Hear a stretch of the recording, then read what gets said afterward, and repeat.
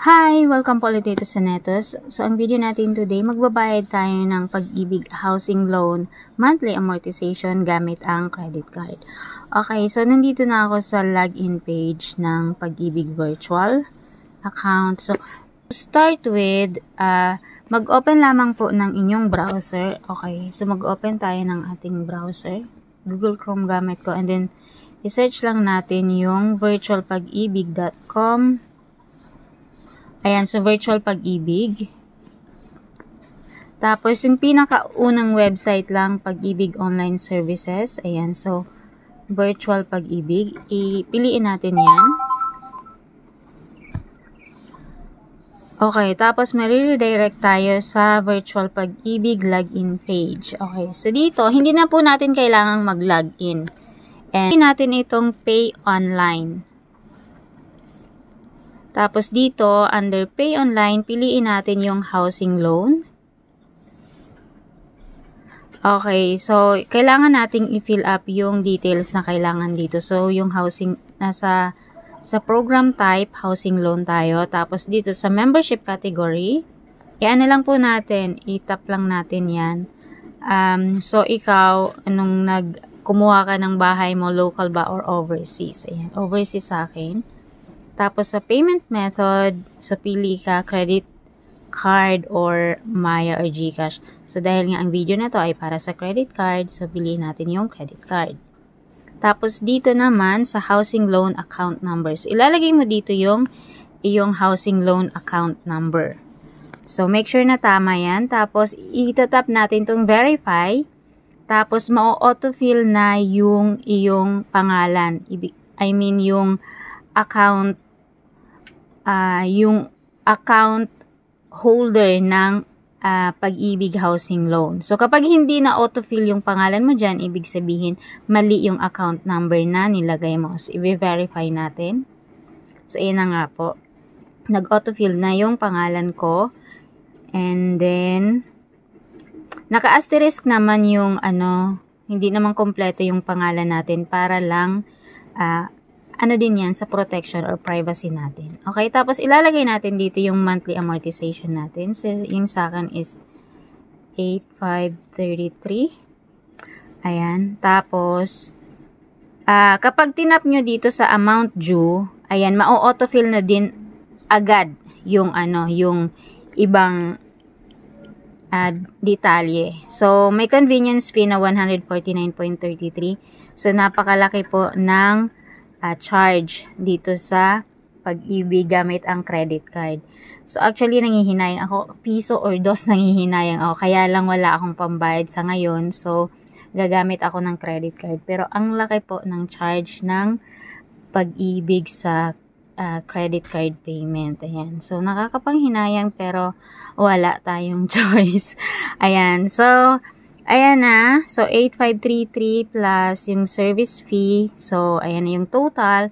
And then, itap lang natin yung next.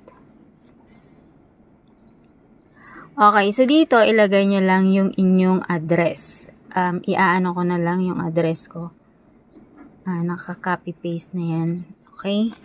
So, yes. And then, so, zip code, Philippines. Okay. So, dito,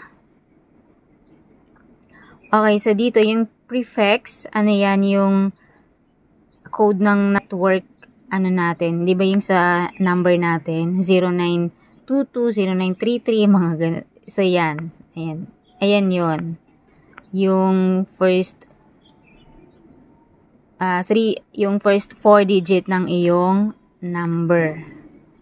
Ayan, yung naka-register po sa inyong, Pag-ibig account. Okay. Tapos dito, yes, yung number mo. Excuse me.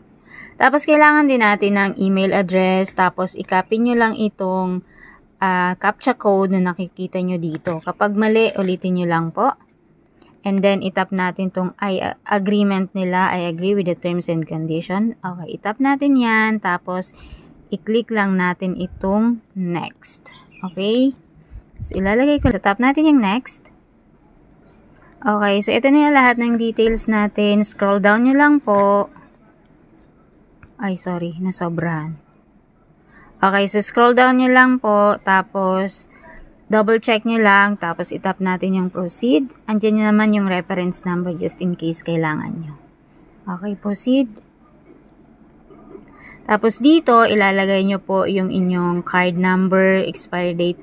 So, sa card number, yung inyong credit card number, expiry date, and CVV, yung 3-digit number na nasa likod ng inyong credit card. Okay, so may mga nagtatanong kung safe ba to ditong ilagay yung credit card details natin. Yes po, kasi hindi naman tayo makakapagbayad kung hindi natin yan i-fill up. So, kailangan po yan, and safe naman po, actually, siguro pang 4 na gamit ko na to, and okay naman. And yung credit card nga, nagagamit ko din sa Lazada or online shopping. Basta mag-ingat lang. Pero ito naman, safe naman tayo dito guys sa website na to. So, ilalagay po natin yung ating card number, expiry date, and CVV. Tapos, itap natin tong I'm not a robot. And after nyan, makaka-receive po kayo ng notification dun sa email nyo na yun nga, gumawa kayo ng transaction. And may OTP din pala. Okay, may OTP din. Kapag, pansin ko lang dito sa credit card, kapag 3,000 pataas, medyo okay naman kasi nangihingi ng OTP. So, safe tayo dun kapag naghihingi ng OTP. Ayan. So, ilalagay lang natin yung OTP. Tapos, mag-aano din naman agad. So, via email, marireceive nyo yung confirmation na nagbayad kayo or gumawa kayo ng transaction. And then, si Pag-ibig naman, minsan, real time yung pag-update ni Pag-ibig na nagbayad ka. Minsan naman 2 to 3 days.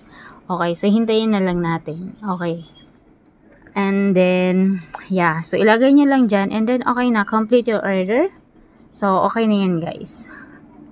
Okay, so yun lamang this video. Thank you so much for watching. Sana nakatulong ulit to sa'yo. And kita-kita tayong muli. Paalam!